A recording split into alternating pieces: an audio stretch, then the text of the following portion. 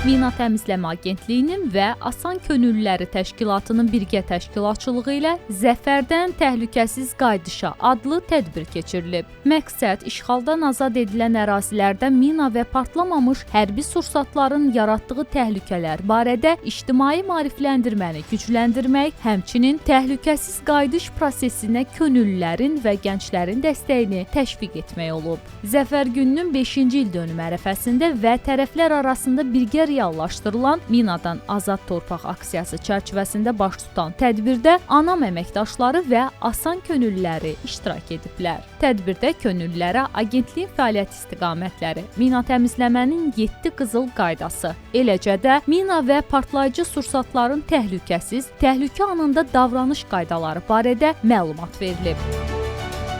Mina və partlamamış hərbi sursatların maketləri əyani olaraq nümayiş edilib.